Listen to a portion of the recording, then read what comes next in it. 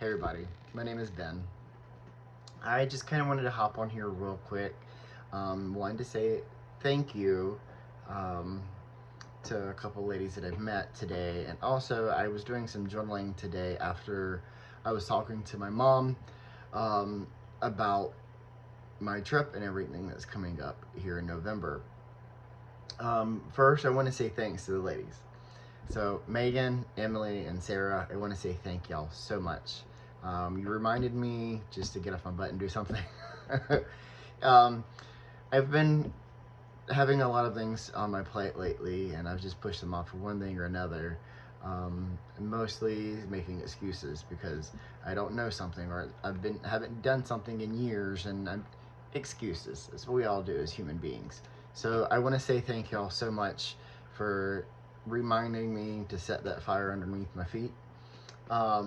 And I kind of wanted to read to everybody a little bit about myself. I'm gonna get to know you a little bit. I can't even talk. So y'all can get to know me a little bit, and I wanted to read off my journal entry from today. Okay. I hate reading in front of people. I don't even like being in front of the camera. All right. Where I want to be. What do I want to be? Mom made some good points today while I was talking to her about turning 40 and what it meant. The number 40 symbolizes a period of transition and purification. Looking further into it, it can represent a time of preparation or even leading into a new phase of understanding or in life. I think a lot of it, by this time, to be honest, that we turn 40, we learn not to care what others think. At least most of us do. It's too exhausting, and honestly,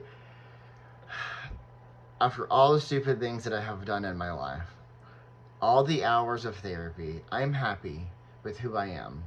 And I just don't care what others personally or spiritually think of me. I know myself now and my worth. I'm happy, and I'm finally going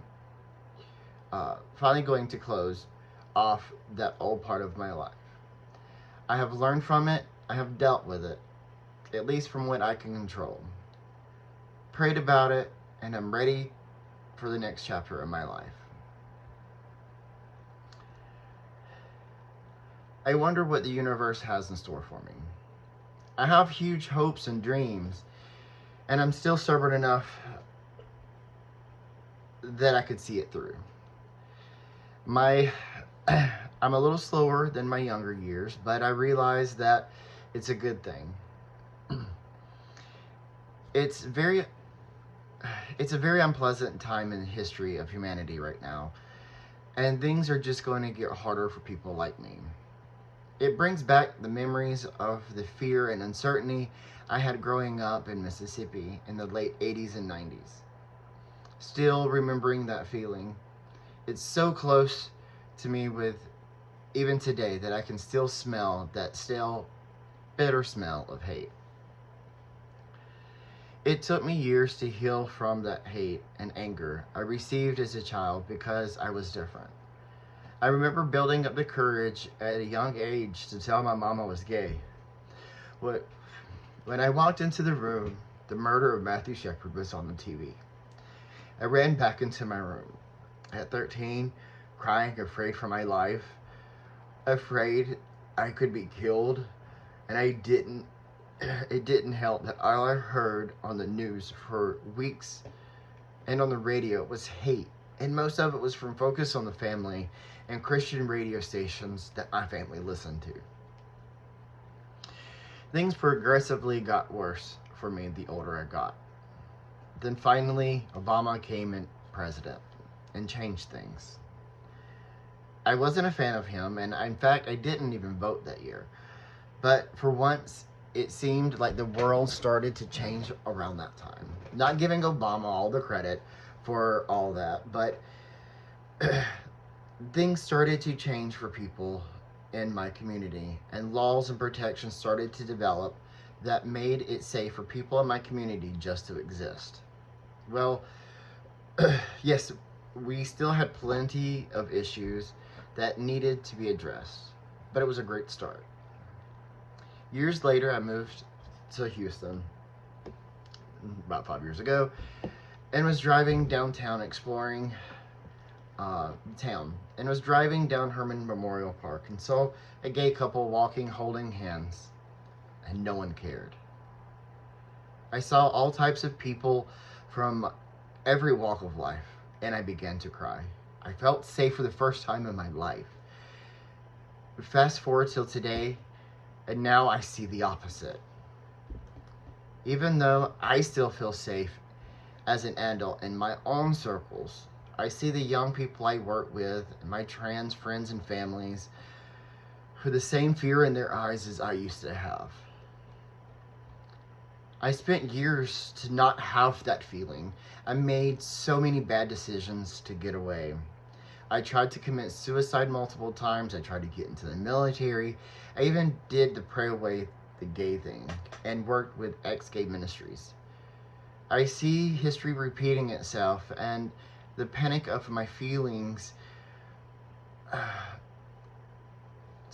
and the panic that my feelings was going to shut me down, and all the years of work on myself was going to go down the drain.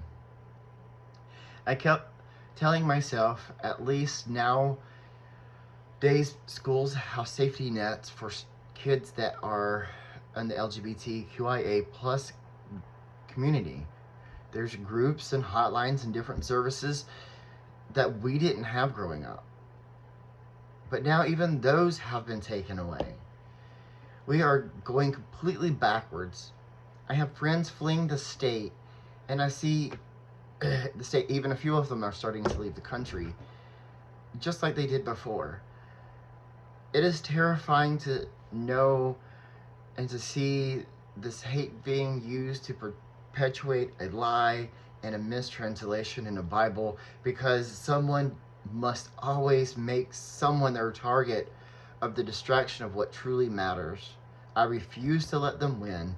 I refuse to just sit around, and I will do everything in my power to make the world a better place, a safe place, even if it's just for a few minutes for somebody. I want to be able to tell my younger self that I did everything that I could to protect others like him.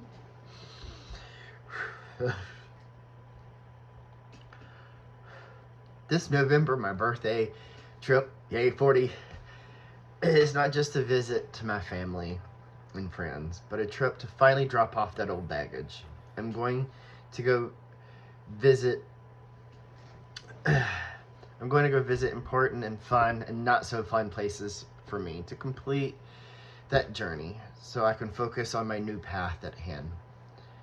I have had so many irons in the fire, building up enough heat so I can mold everything together. I plan on taking everything I know to build up an amazing team to create a community center that will be Third Space Cyprus for the local LGBTQIA community and their allies. It will be open for everyone, though. It will be used to build a stronger community and going outside of our communities to build bridges to educate all willing to listen.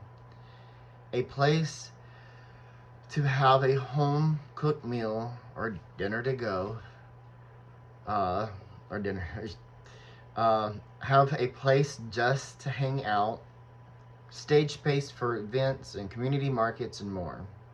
It's a big order, but it has to start somewhere. I finished up my associates in October and November in digital cinematography, and then another year left after that to finish my bachelor's.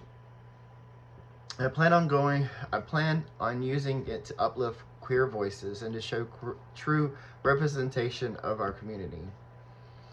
I can't do this alone. I don't know what I'm doing, but I'm going to try. I'm broke, bad credit, and I'm no one famous or popular, but I'm never going to give up. Just ask my mom and any of my friends just how stubborn, especially when I'm told I can't do something. Thank you for taking your time to listen. If you have any other kind of comments or want to talk more about the situation, feel free to message me or contact me. Thank y'all so much. Love you.